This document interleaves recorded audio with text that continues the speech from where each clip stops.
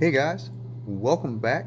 Next video in the Tools of the Trade dry fire video series that I'm doing here is just a variation of the Glock breech face, or the cardboard trick that you hear a lot of people say. Hey, stick a business card into the chamber of or the breech face of a Glock and you get that repeating trigger. It's not going to give you the same trigger that you would normally use live fire or even without it during your dry fire, but it does give you a repeating trigger.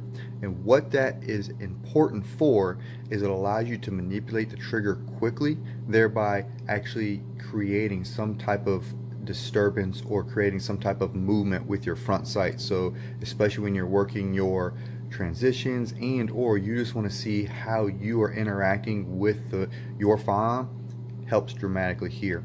This is just a little trick that I've discovered that helps me out. So let me show you what we got going on. Obviously we've got a cleared Glock here. We've got a empty mag well and an empty chamber. Yep, there we go.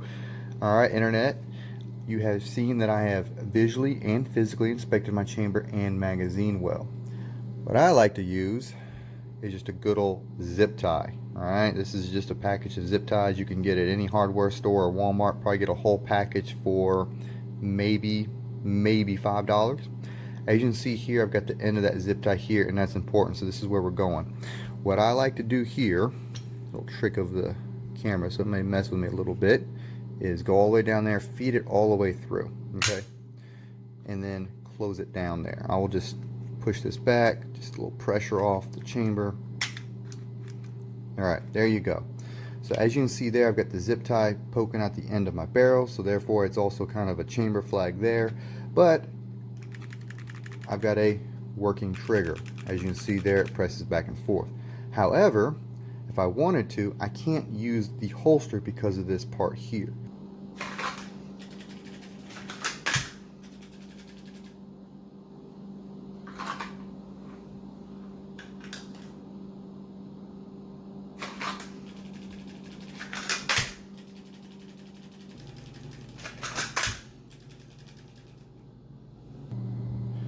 Alright, so because of a little trick here to get the gun working in our holster, this little spot here obviously won't let you fit into most of your holsters. At least I hope it doesn't. Hopefully it doesn't blur out with our camera there.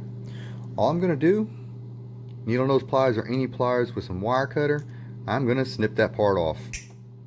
Boom, flies off like a detent spring on an AR. All I'm going to do now is reinsert the zip tie into the gun.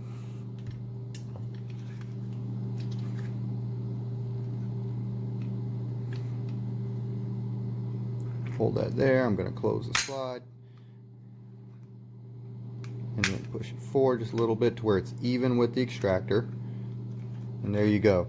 So not only do I have that discolor, that bright yellow there, kind of that chamber flag there, but obviously I've got it sticking out my barrel there. So back to my first video of dry fire safety tips, guess what? Not only am I getting a reciprocating trigger, but now that I know without a fact, without just having something stuck into the breech face there, that I've got basically a chamber flag on the gun. Now I've got some clear or white zip ties. They work. Obviously any zip tie will work this way, because if you got something sticking out your barrel, hopefully you realize you shouldn't try to fire something or load a loaded mag in there like that, but you never know. Brighter is generally better.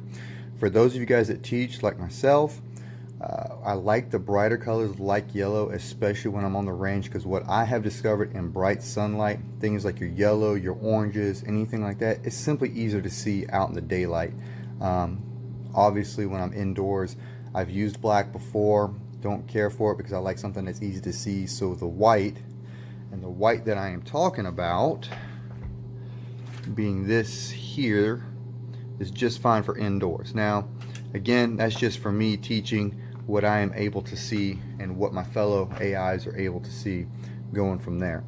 So hopefully this trick works for you, and try it. Let me know what you think. See you soon.